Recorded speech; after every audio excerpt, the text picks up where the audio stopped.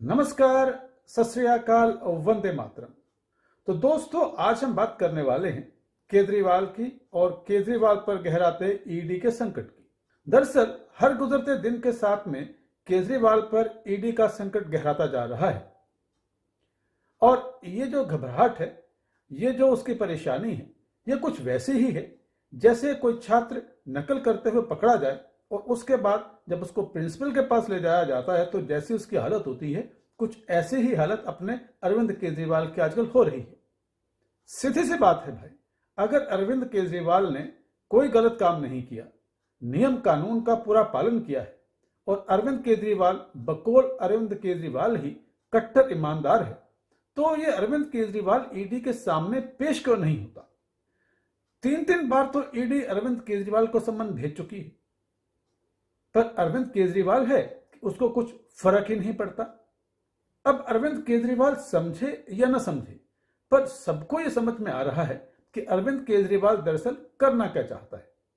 दरअसल अरविंद केजरीवाल की दिली तमन्ना यही है कि ईडी उसे गिरफ्तार करे ताकि वो गिरफ्तारी से पहले पूरी नोटंकी कर सके, उसे जनता की सहानुभूति मिले, लोगों की नजरों में वो हीरो बन सके और मोदी को वो विलन साबित कर दे। यानी जो ईडी रूपी आपदा है उसको 2024 के चुनाव के लिए राजनीतिक अवसर के तौर पर इस्तेमाल किया जा सके। हाल ही में आपकी नेशनल काउंसिल की मीटिंग हुई। भाई साहब, इस मीटिंग में अरविंद केजरीवाल ने क्या डायलॉगबाजी की। उसकी डायलॉगबाजी किसी भी तरह से किसी मंझे हुए फिल्मी नायक से तो कम है ही नहीं। वो बात अलग है कि चतुराई से बोले हुए डायलॉग्स के बावजूद भी अरविंद केजरीवाल पूरी तरह से एक्सपोज हो गया है। अरविंद केजरीवाल ने क्या कहा है, मैं बताता हूं। His party has gained popularity for the work centered politics and asserted that the party workers should be ready to go for the jail for the path we have chosen for the public good। तो अरविंद केजरीवाल साहब कह रहे हैं कि उनकी party बहुत लोकप्रिय हो गई है। अभी देखते हैं कितनी लोकप्रिय हो गई है उनकी पार्टी। अभी हाल ही में 5 राज्यों में चुनाव हुए थे। कितने जीते, कितनी जगह आपकी सरकार बनी? कहीं नहीं। तो कैसी लोकप्रियता, कैसी पॉपुलैरिटी। इन चुनावों में तो जनाब आप पार्टी को नोटा से भी कम वोट मिले, जमानतें तक जब्त हो गई इनकी।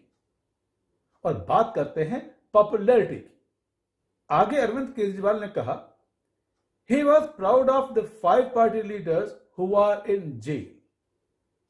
तो आपके जिन लीडरों की बात अरविंद केजरीवाल कर रहे हैं, जिन पर अरविंद केजरीवाल को बहुत अभिमान है, वो कोई समाज सेवा का कार्य करने के लिए जेल में नहीं गए। अन्ना हजारे के आंदोलन से उनको किसी ने गिरफ्तार नहीं किया। वो जेल में है घोटालों के चक्कर में, मनी लॉन्ड्रिंग के संगीन आरोप हैं उन पे। छोटी से बड़ी अदालत तक जमानत के लिए एड़ी चोटी का जोर लगा रहे हैं, लेकिन किसी भी अदालत से बेल तक नहीं मिल रही इनको। चलो, बीजेपी ने आपके नेताओं को जेल में डाल दिया, मान सकते हैं, आखिर आपकी पॉलिटिकल राइवलरी है। पर अगर आपके नेता इतने दूध के धुले हैं, बकौल आपके कट्टर ईमानदार हैं, तो अदालतों से उनको जमानत क्यों नहीं मिल रही। अरविंद केजरीवाल न सिर्फ ईडी को अपनी गिरफ्तारी के लिए मजबूर करके एक राजनीतिक मुद्दा तलाश रहे हैं, बल्कि उनकी पूरी कोशिश ये है कि अब अगर गिरफ्तार होते हैं तो जेल से ही सरकार को चलाया जाए। अब इसके लिए उनकी पार्टी कुछ सर्वे वगैरह भी कर रही है, खुद ही सर्वे कर रहे हैं, खुद ही डोर टू डोर कंपेन कर रहे हैं। तो इस सूरत में निष्कर्ष क्या सामने आएगा वो किसी को बताने की तो जरूरत है नहीं। वैसे तो हमने आज तक यही सुना था कि जेल के अंदर से गैंगस्टर ही अपने गैंग्स चलाते हैं। यह पहली बार होगा, अगर हुआ तो, कि दिल्ली की सरकार जेल के अंदर से चलाई जाएगी। लालू यादव ने भी, जो सबसे बड़े घोटालेबाज नेता हैं, उन्होंने भी जेल से डायरेक्ट सरकार नहीं चलाई थी।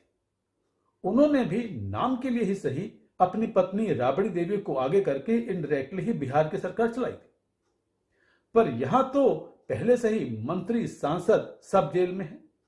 बस मुख्यमंत्री साहब के आने की देर है। बिल्कुल निर्विघ्न सरकार चलेगी अरविंद केजरीवाल की। कई बार अरविंद केजरीवाल के पतन को सोचकर हैरानी भी होती है और अफसोस भी। क्या यह वही शख्स है जो कभी ट्वीट करके कहा करता था कि उसे बतौर स्वाभिमानी हिंदुस्तानी बहुत शर्मिंदगी होती है जब वह यह देखता है कि उसके देश के भ्रष्ट नेताओं को ईडी सीबीआई सम्मन भेजती है और ये भ्रष्ट नेता ईडी के सामने पेश ही नहीं होते, जबकि इन नेताओं को चाहिए कि जैसे ही उन पर आरोप लगें वे तुरंत के तुरंत इस्तीफा दे दें।